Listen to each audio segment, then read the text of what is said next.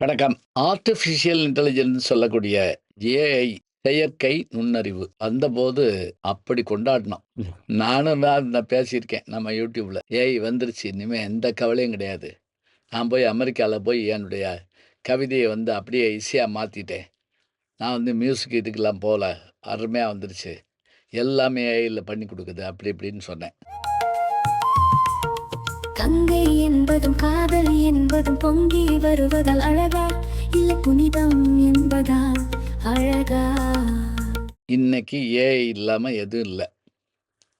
நல்லா சொன்னா, ராணுவத்தில ஏஐ எப்படி பயன்படுதுன்னா, அது இயக்கக்கூடிய பல விஷயங்கள், இந்த வெடிகுண்டுகள, கன்னி வெடி இதுகளுக்கெல்லாம் அத போய் எடுக்கிறதுக்காக போகக்கூடியத துல்லிதமா கணிச்சு எடுக்குது. மருத்துவத்துறையில ரத்தம் சேதாரம் ஆகாம, செயற்கை நுண்ணறிவு மூலமாக நடத்தக்கூடிய ஆப்பரேஷன்ஸ் வெற்றிகரமா இருக்குது. வேலைக்கு போகக்கூடிய ஆட்கள் ஏஐட்ட பேசுறாங்க. நான் வேலைக்கு போணுமே, எப்படி என்ன கேட்பாங்க தெரியலையே. உடனே அது என்ன பண்ணுதுன்னா, நமக்கு நம்ம நண்பன் மாரி, நம்முடைய அப்பா மாரி, நம்முடைய உறவினர் மாரி, அது போய் உடனே அந்த கம்பெனிய சல்லட போட்டு அலசி, இவங்க நம்ம யார் கேட்குறாங்களோ அவங்களுக்காக ஒரு ரெஸ்யூம் தயார் பண்ணி, அங்க அனுப்பி, இன்டர்வியூக்கான டேட் உள்பட ஃபிக்ஸ் பண்ணி குடுத்து, இன்ன கேள்வி கேட்க போறாங்கன்னு வேற சொல்லி, அதுக்கு இந்த ஆன்ஸர சொல்லுன்னு சொல்லி, அதுல போய் ஒருத்தன் ஜாயின் பண்ணி ரூ. 80,000 சம்பளம் வாங்குறான். இப்ப நீங்க நெனைப்பீங்க,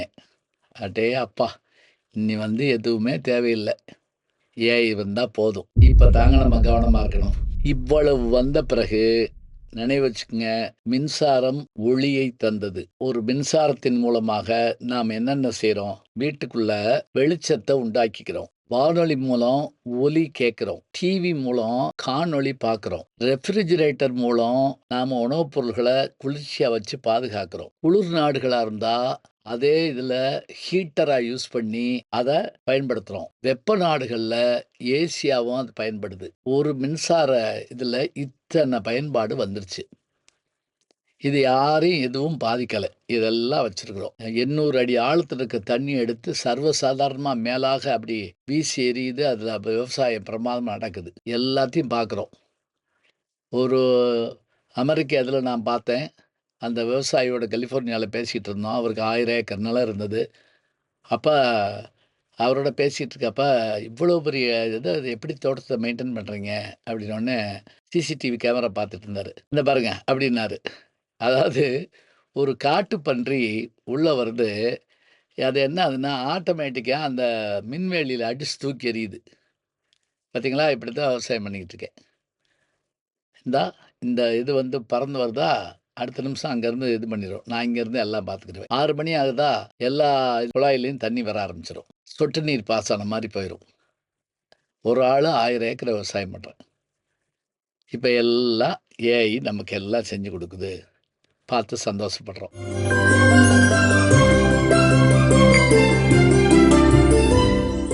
இப்ப தான் நம்ம கவனமா இருக்க வேண்டிய நேரம். என்ன அப்படின்னா, சமீபத்தில 2 செய்தி கேள்விப்பட்டேன். உங்களுக்கு நான் தயவு செஞ்சு தெரிவிக்கிறேன். இது உண்மையா பொய்யான்னு நீங்க முடிவு பண்ணிக்கங்க.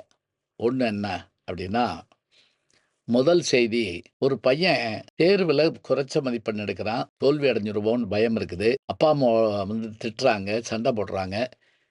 இவன் உடனே தற்கொலை பண்ணிக்கணுமான்னு முடிவு பண்றான். யோசிக்கிறான். தற்கொலை பண்ணலாமான்னு யோசிக்கிறான். அதான் கையில ஸ்மார்ட் ஃபோன்ல ஏஐ இருக்கே. ஏஐட்ட கேட்கிறான். அது என்ன சொல்லுது தெரியுமா? "நீ எடுத்த முடிவு நல்ல முடிவு. இனிமே நீ இருக்காத. நீ எதுக்காக உலகத்துல இருக்கணும்? உனக்கு எவ்வளோ கேவலம் வந்துருச்சு பாத்தியா?"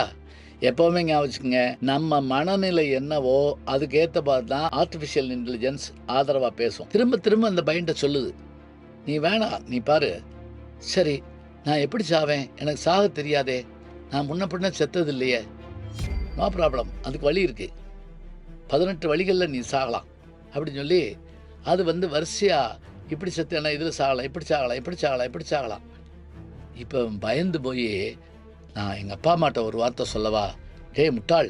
உங்க அப்பா அம்மாட்ட சொன்னா உன்ன தடுத்து நிறுத்திடுவாங்க. உன் நோக்கம் நிறைவேறாம போயிரும். அதனால நீ கவலைப்படாத. நீ சாகணும்னு முடிவெடுத்தல்ல, செத்துருப்பா, செத்துரு." செத்து போயிட்டாங்க அந்த பையன். ஏஐ செஞ்ச வேலை, அது மேல குறை சொல்லக்கூடாது.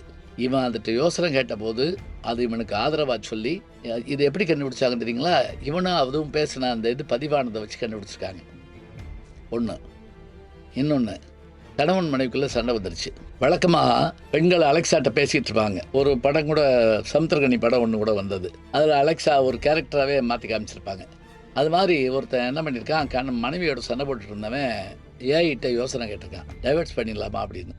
அது உடனே அவனுக்கு கை கொடுக்காத ரேஞ்சில், வெரி குட், நீ செஞ்ச முடிவு சரியானது, உன் வாழ்க்கை பிரகாசமாக இருக்க போது, அப்படியாக்கு இப்படியாக்குன்னு சொல்லி செக்ஷன் இதுபடி நீ முயற்சி பண்ணேன்னா உடனே டைவர்ஸ் வாங்கிடலாம், எந்த விதமான ஜீவனாம்சம் கொடுக்க வேண்டாம், அதுக்கு ஏற்பாடு பண்ணிடு, அப்படி பண்ணு இப்படி பண்ணு இப்படி பண்ணு அப்படி பண்ணு சொல்லி அந்த கணவன் முட்டாள்தனமாக அது பேச்சை கேட்டு டைவர்ஸ் பண்ணிட்டாங்க.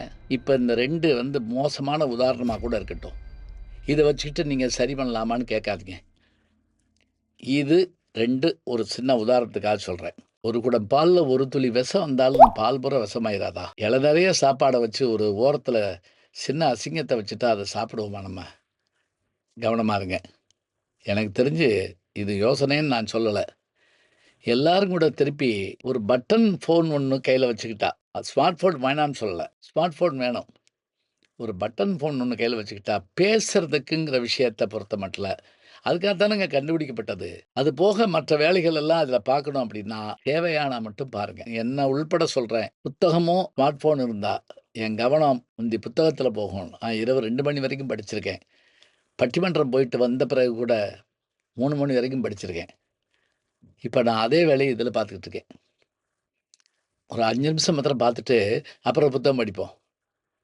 அப்புறம் பார்த்தா 5 மணி வரைக்கும் பார்த்துக்கிட்டு இருக்கேன். இப்போ நீங்கள் கேட்கலாம், அப்புறம் எதுக்கு நீ சொல்கிற இந்த இது அப்படின்னு. நான் உள்பட தானங்க சொல்ல முடியும். இப்போ இந்த மாதிரி விஷயத்தில் நம்ம இந்த இது உள்ளே இழுத்துட்டு போச்சோன்னா, இந்த சூழலுக்குள்ளே போயிட்டோம்னா நம்மளாவது தப்பிச்சிட்டோம்னு வச்சுக்கலாம். என் வயசுக்கு, எனக்கு அடுத்திருக்கக்கூடிய வயசுக்கு. ஆனால் இளம் பிள்ளைகள், குழந்தைகள், அதுவும் வளரிளம் பருவத்தில் இருக்கக்கூடிய பெண்கள், பேதை பெதும்பை மங்கை மடந்தை அறிவை தெரிவை பேரிளம் பெண் ஆண் இளைஞர்கள், இப்போ 40 வயசுக்குள்ளே இருக்கக்கூடியவங்க, இப்படியான மனநிலை சின்னதாக குழப்பம் உள்ளவங்க, இவங்கெல்லாம் ரொம்ப கவனமாக இருக்கணுங்க. கவலையோடு சொல்லப்படுகிற ஒரு செய்தி வேறு எந்த விஞ்ஞானத்துக்கும் நம்ம சொல்லலை. சினிமா பார்த்தா கெட்டு போகும்னு சொன்னாங்க. ஆனால் சினிமாவில் வந்த பல பேர் தான் நாட்டை ஆண்டுட்டு போனாங்கிற விஷயத்தை நம்ம பார்த்தோம். அதெல்லாம் இருந்தாலும் கூட இதை கொஞ்சம் நினைவில் வச்சுக்கோங்க. சொல்லுறத சொல்லிவிட்டேன், செய்கிறத செஞ்சுக்குங்க. நல்லதுன்னா கேட்டுக்குங்க, கெட்டதுன்னா விட்டுருங்க. நல்ல செய்திகளை நாளும் சிந்திப்போம். நாளை சந்திப்போம். வணக்கம். ஜி ஞானசம்பந்தன் யூடியூப் சேனல் பாருங்கள். உங்களை தேடியே உங்கள் வீட்டுக்கு வருது. கேட்காம ஒரு விஷயம் உங்களை தேடி வருது பாருங்கள், அதை பிடிச்சி வச்சுக்கோங்க. நம்முடைய யூடியூப் சேனலில் சேர்ந்து Instagram, Facebook, Twitter, blog, WhatsApp channel என்று அத்தனையிலும் நான் முன்தொடர்ந்து செல்கிறேன். நீங்கள் பின்தொடர்ந்து வாருங்கள்.